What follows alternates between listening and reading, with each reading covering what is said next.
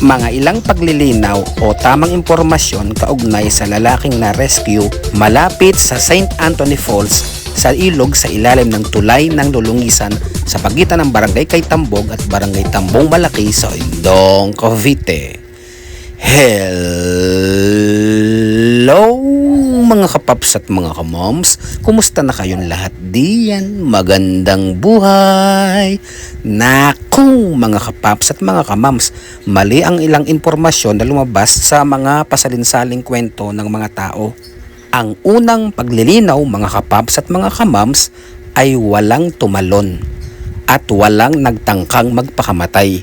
Mga kapaps at mga kamoms, ang pangalawang paglilinaw ay naligo ang ilang magkakasama dito sa may ilog at binaybay nila itong gilid ng ilog. Samantala, sa hindi inaasahang pangyayari ay nadulas ang isa sa kanilang mga kasamahan. Nagkaroon siya ng injury sa kanyang paa, kaya naman ang ilan pa niyang mga kasama ang siyang umakyat sa nayon ng Barangay Tambong Malaki at nagtungo doon sa Barangay Hall upang humingi ng tulong na mai-rescue ang kanilang kasamahan na na-injured ang paa at hindi makatayo.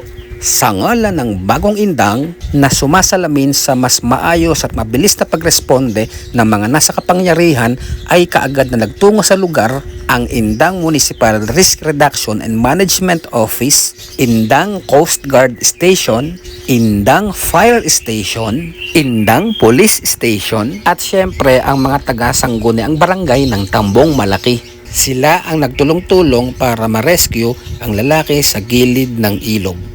Nasa lugar din sa taas may karsada ang Indang Traffic Management Office para mag-asikaso ng daloy ng trapiko. Ang dalawang lalaking nakita ninyong sumagip sa baba sa pamamagitan ng lubid ay sina ASN Paul Andrew Matel, PCG, katuwang si Kagawad Eric Rudis ng Barangay Tambong Malaki.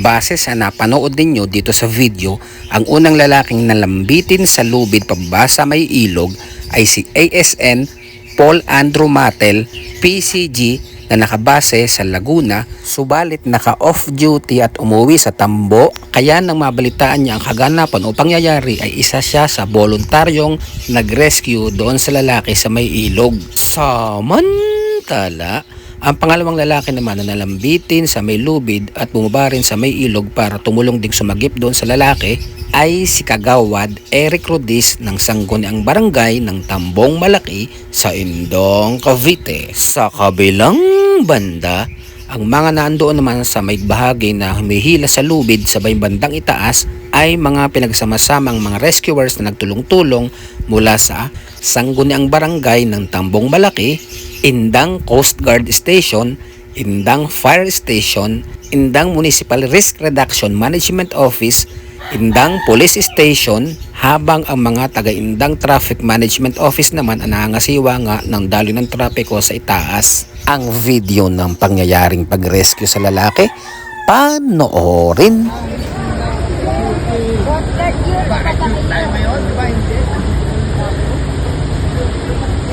Ano ha?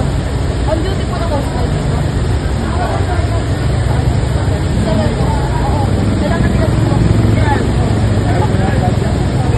Coast Guard galing. Taas pa yan. Coast Guard po yung mga duty po dito. Pero dati na yung duty niya. Coast Guard yun.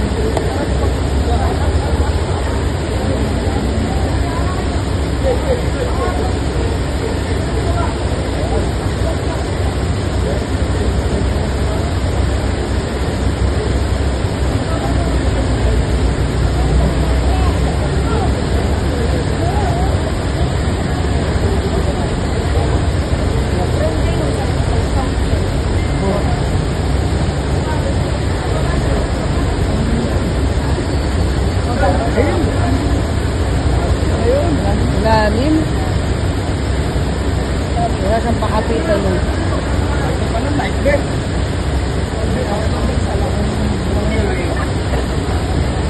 Problema, saan tataas yung bata? Yung tama ko ang paan.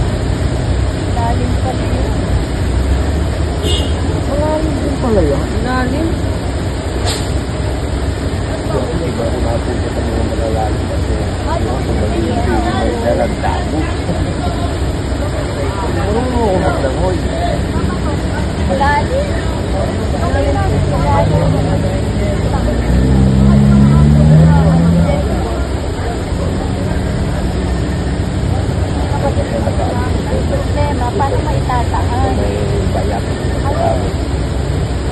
Ilagay. Mahirapan yan.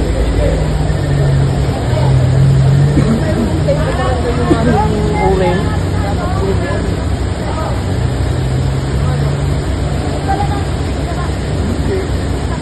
Maghanap yan ng minsan. Yan. Kakayod yan. Kakayod yan. Tatama yan. Natay, kakayod yan. Hindi, usap pala nila pag ganon. Oo.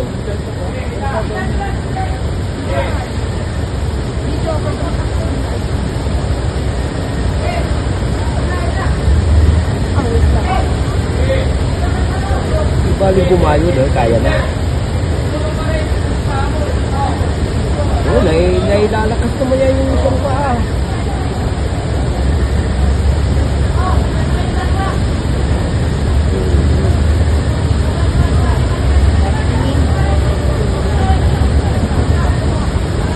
Naligo na siya, boy. At mula dito sa Lulungisan Bridge sa pagitan ng Barangay Kaytambog at Barangay Tambong Malaki sa Indong, Cavite, ako si Rex Del Rosario nag-uulat para sa Bagong Indang at sa Sambayanan. Okay, thanks for watching. God bless and I love you all. Mwah chup chup mwags!